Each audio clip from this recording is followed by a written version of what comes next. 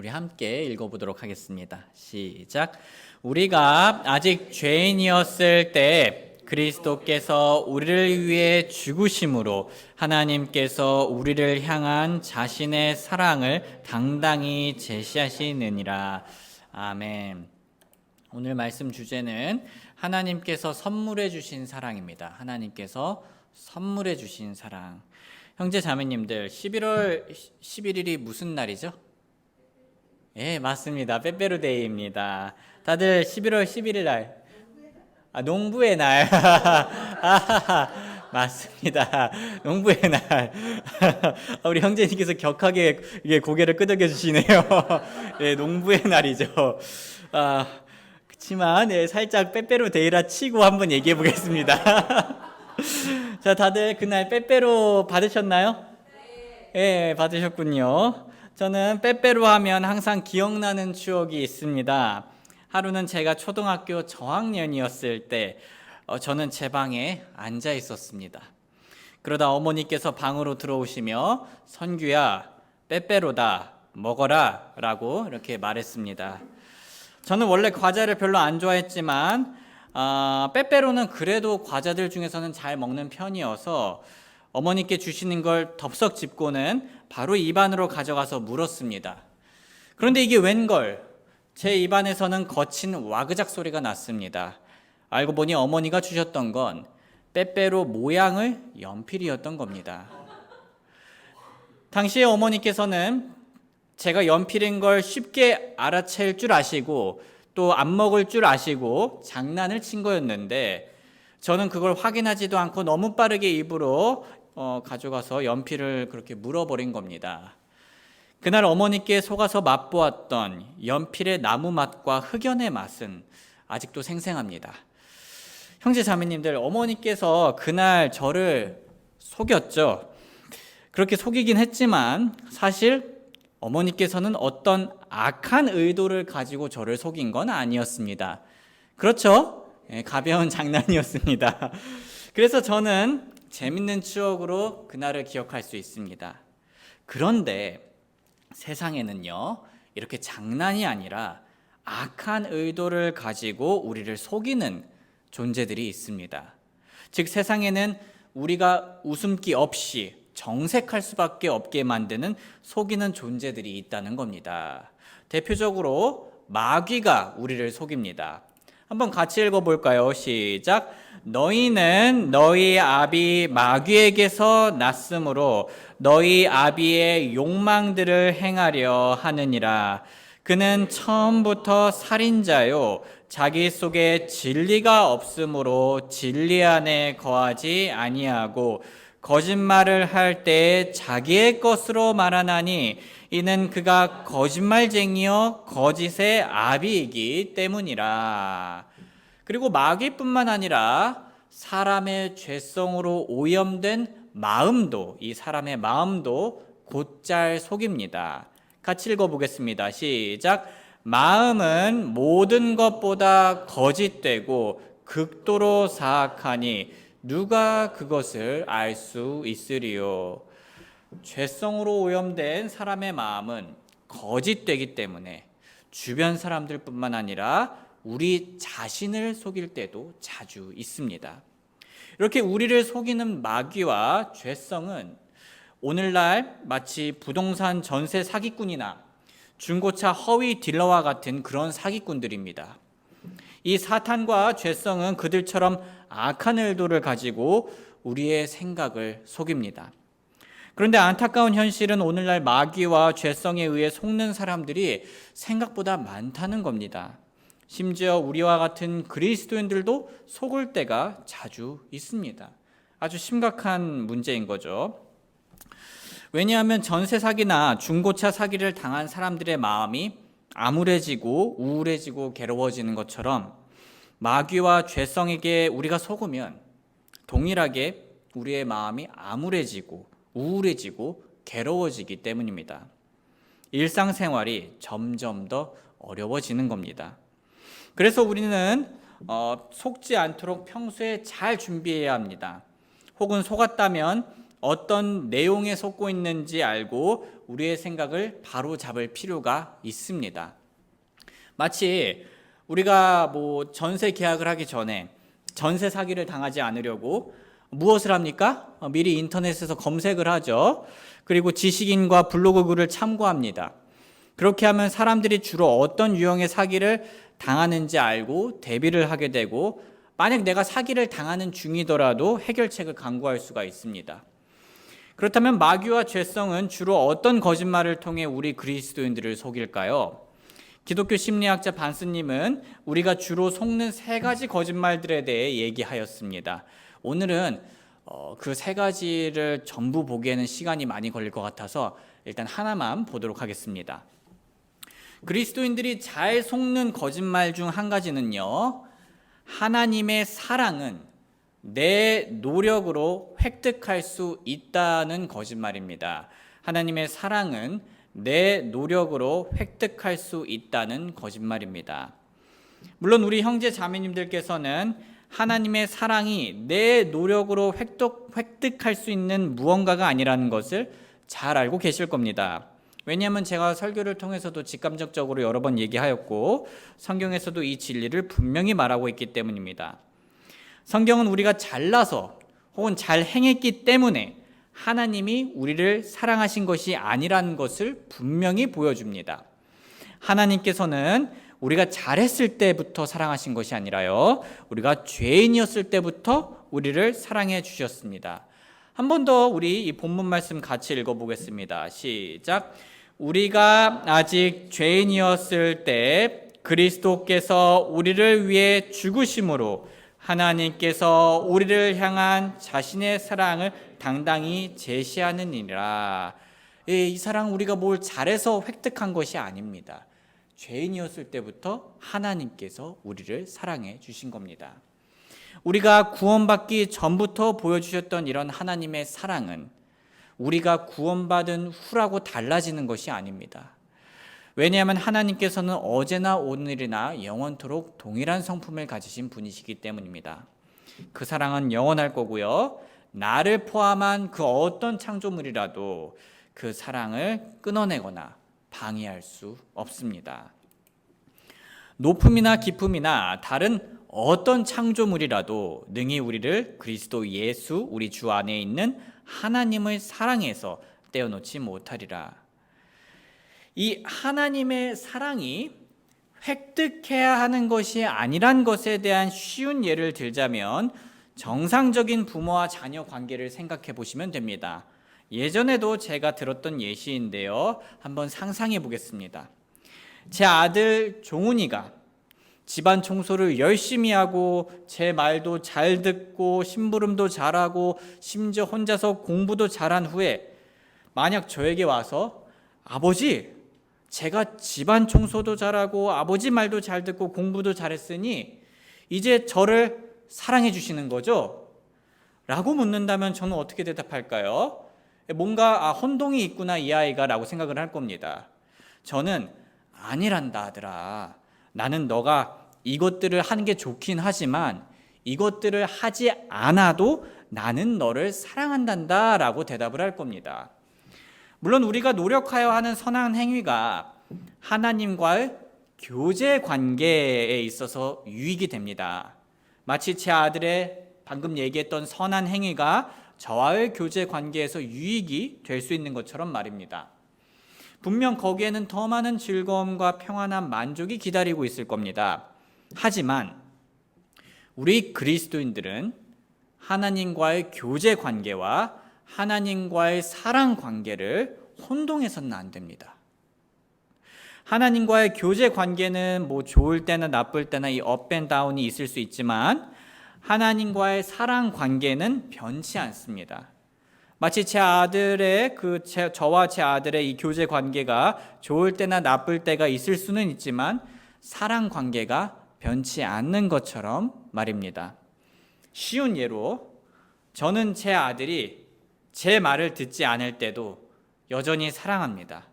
그 사랑을 끊어버리지 않습니다. 오늘도 제 말을 안 들었어요. 하지만 안 들어가지고 장난감에 손이 이렇게 들어갔었는데 하지만 여전히 저는 제 아들을 사랑합니다. 하나님께서도 우리의 불순종하는 모습, 부족한 모습을 보더라도 여전히 사랑합니다. 그 사랑을 끊어버리지 않습니다. 어떤 분들은 하나님께서 나 혼내시던데요, 그거 사랑 끊어버린 거 아닌가요? 라고 이렇게 질문할 수도 있지만 사실 그 훈육 자체도 하나님께서 사랑하니까 훈육을 해주는 겁니다. 하나님께서는 절대로 어느 상황에서든지 그분의 사랑을 끊어버리지 않습니다. 마치 성경에 나온 탕자의 아버지가 탕자의 부족함과 방황에도 불구하고 끝까지 사랑해 주었던 것처럼 말입니다. 이런 하나님의 사랑은 우리가 노력으로 획득한 사랑이 아닙니다. 오직 하나님 편에서 결정하셨고 선택하셨고 우리에게 선물하신 사랑입니다. 그런데 형제 자매님들, 누군가는 이 진리가 우리 삶에서 그렇게까지 중요할까라는 의문을 가질 수가 있습니다.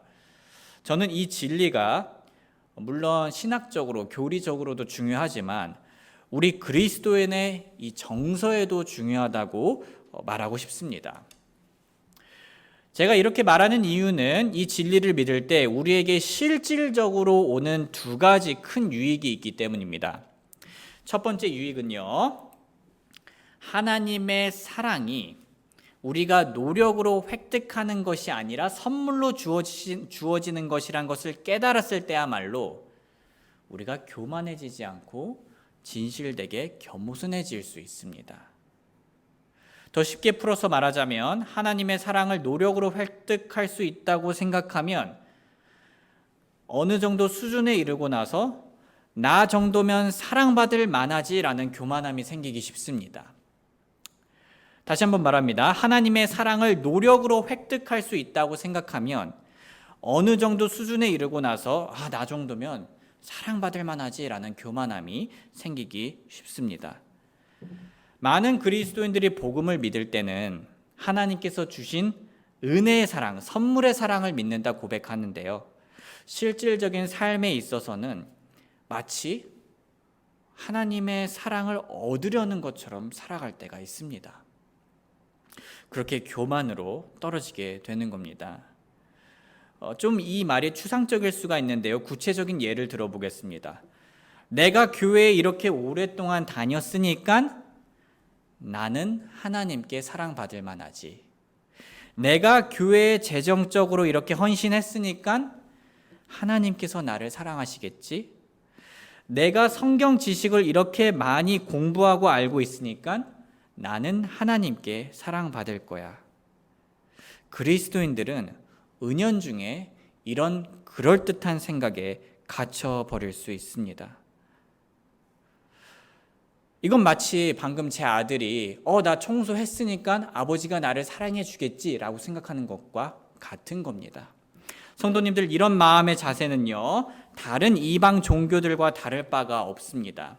다시 말해, 내가 이 정도 수련을 했으니까, 내가 이 정도 절제를 했으니까, 내가 이 정도 공양을 했으니까 나는 나의 신에게 이 정도는 사랑받을 자격이 있어 라고 말하는 다른 종교들과 별로 차이가 없는 자세라는 겁니다. 하지만 그런 종교들과 뚜렷하게 다른 기독교는요, 그 순서가 완전히 다릅니다. 하나님께서 죄인인 나를 사랑하셨어. 그래서 나는 교회에 신실할 거야. 하나님께서 자격 없는 나를 사랑하셨어. 그래서 내가 가진 것들을 그분께 드릴 거야. 하나님께서 부족한 나를 사랑하셨어. 그래서 나는 그분의 말씀을 더 많이 찾고 먹고 마실 거야. 이런 마음의 자세는 나 정도면 사랑받을 만하지란 교만함을 원천 봉쇄합니다. 왜냐하면 이런 마음의 자세는요, 하나님께서 그분의 사랑을 선물로 주신 것을 가장 먼저 인정하기 때문입니다. 그저 그 크신 사랑에 감사드리며 겸손하게 살아갈 뿐입니다. 다음으로 하나님의 사랑이 우리가 노력으로 획득한 사랑이 아니다라는 것을 깨달을 때 우리에게 오는 유익은요, 부족한 우리를 있는 그대로 사랑하시는 하나님을 경험할 수 있다는 겁니다. 부족한 우리를 있는 그대로 사랑하시는 하나님을 경험할 수 있습니다. 형제 자매님들 다들 상상력이 좋으신데요. 우리 한번 상상해 보겠습니다. TV 교육 프로그램을 우리가 이 TV로 바라보고 있습니다. 시청하고 있습니다. 그 프로그램에서 한 학생이 올 1등급을 맞았습니다. 대단하고 좋은 일이죠. 그런데 인터뷰에서 그 학생이 만약 제가 전 과목을 다 1등급을 맞았으니 이제 부모님께서 나를 사랑하실 거예요 라고 말한다면 우리는 무슨 생각이 들겠습니까? 저라면 순간 가슴이 먹먹해질 겁니다. 또 다른 예를 들어보겠습니다. 어느 노부부가 노후를 위해 평생 동안 일군 밭을 비싼 값에 팔았습니다. 갑자기 엄청난 현금 부자가 된 것입니다. 이 노부부의 자녀들은 그 소식을 듣고는 매달 부모님을 찾아오기 시작했습니다. 원래는 1년에 한두 번 있는 명절에도 나오지 않으려고 했던 그 자녀들이 말입니다. 그리고 어느 날 안타깝게도 노부부 중 남편 할아버님이 돌아갔습니다. 그리고 아내인 할머니만 남게 되었습니다. 외로운 할머니는 생각했습니다. 돈은 날 배신하지 않아. 나에게는 열심히 일구었던 밭을 판 돈이 있으니 아이들이 내가 번 돈을 보고 날 버리지 않고 계속 사랑해 줄 거야. 그러니 죽을 때까지 나는 이 돈을 내 손에서 놓지 않을 거야. 실제로 이런 사례들이 주변에 있죠. 우리가 만약 그 할머니의 말을 옆에서 듣게 된다면 우리는 무슨 생각이 들겠습니까? 형제 자매님들, 만약 우리의 가족이 우리의 성적만 보고 돈만 보고 능력만 보고 사랑한다면 기분이 어떻겠습니까? 저는요, 만약 저의 가족이 저의 학업, 경력, 직업, 돈을 바라보고 저를 사랑한다면 마음속 깊은 곳은 참 비참할 것 같습니다. 왜냐하면 그것들이 없으면 저를 사랑하지 않을 거란 말이기 때문입니다. 사실 그런 자세는 저를 향한 사랑보다는 자기 자신들을 위한 이기심에 더 가깝습니다. 하지만 우리 하나님은 어떠십니까? 하나님께서는 우리가 노력해서 얻은 성적, 돈, 그 밖에 다른 것들을 보며 우리가 사랑받을 만한 자격이 있는지 없는지를 판단하지 않으십니다. 하나님께서는 오히려 자격 없는 우리를 있는 그대로 사랑하사 자신의 독생자 예수님을 이 땅에 보내주셨습니다. 하나님께서는 부족한 우리를 누구보다 잘 아시지만 있는 그대로의 우리를 누구보다 잘 아시지만 사랑해 주시길 선택하신 겁니다. 우리는 우리의 가족이나 친구가 우리의 못난 모습을 알더라도 사랑해 줄 때 어떻습니까? 크게 감동을 받고 행복해합니다. 그렇죠? 하물며 우리 마음속 가장 추하고 못난 모습까지 아시는 하나님께서 우리를 있는 그대로 사랑해 주시기 시작하셨다면 이 얼마나 만족스럽고 기쁘고 행복한 삶입니까? 만약 우리가 하나님의 사랑을 노력해서 획득하는 그 무언가로 여긴다면 우리는 이것들을 못 누리는 삶을 살게 됩니다.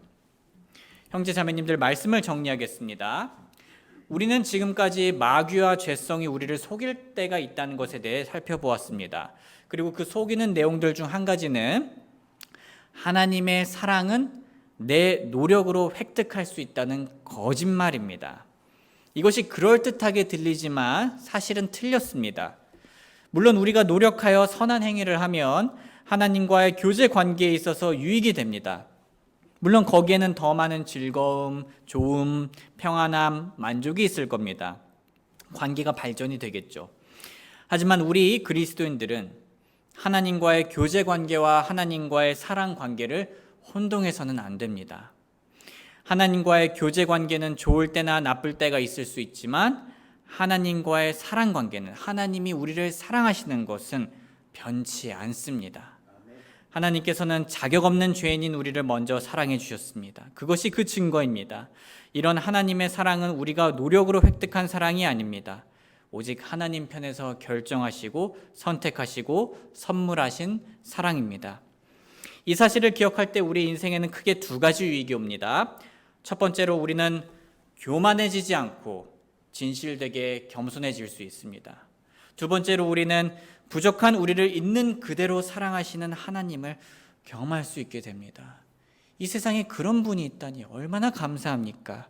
소중한 형제 자매님들, 하나님의 사랑을 우리의 노력으로 획득할 수 있다는 거짓말은 모든 거짓말이 그렇듯 또 다른 거짓말을 몰고 옵니다. 예를 들면 내가 내 눈에 보기에 부족할 때는 하나님은 널 사랑하지 않으셔 라는 또 다른 거짓말을 낳게 됩니다. 아니면 내가 내 눈에 보기에 잘할 때는요, 이제 너는 하나님께 사랑받을 만한 자격이 있는 사람이야 라는 또 다른 거짓말을 합니다. 이런 거짓말들이 우리 생각 속에서 교만으로 또한 불안함으로 난리를 칠 때 어떻게 해야 할까요? 어두운 방에 빛을 비출 때 어둠이 사라지는 것처럼 이런 거짓말도 진리를 비춰주면 사라집니다. 우리 모두 하나님께서 부족한 우리를 은혜로 이미 사랑해 주신다는 진리를 높이 들며 우리를 불안과 교만으로 망하게 하려는 그 거짓말을 내쫓아 버리길 주님의 이름으로 소원합니다. 우리 잠시 노래가 연주되는 동안 하나님께서 우리 마음속에 말씀해 주신 진리가 있다면 그 밝은 진리를 꼭 붙들고 기도하는 시간 가지겠습니다. 기도하겠습니다. 사랑하는 아버지 하나님, 오늘은 특별히 저희를 향한 하나님의 사랑이 어떠한 것인지 묵상해 보았습니다. 사람들은 은연중에 계속 하나님의 구원과 복음과 사랑에 자신들의 노력과 행위를 섞으려 합니다. 그래서 심지어 구원받은 후에도 하나님의 은혜의 사랑을 자신들의 노력과 행위로 섞으려 할 때가 있습니다. 그 부작용은 교만과 불안함과 자기의라는 것을 합니다. 주님, 저희가 부족함에도 불구하고 저희를 사랑해 주셨음을 믿습니다. 가장 순수하며 뜨겁고 한결같은 사랑을 선물해 주셔서 감사합니다. 저희는 이런 사랑을 받기 위해 하나님을 위해 사는 것이 아니라 이런 사랑을 이미 받았기에 하나님을 위해 살아갑니다. 저희가 이 진리를 잊지 않고 순수한 동기로 하나님과 우리 주변 교회 분들을 또한 가족들을 또 지인들을 사랑하는 삶을 살게 하여 주시옵소서. 감사드리며 예수님의 이름으로 기도드립니다. 아멘.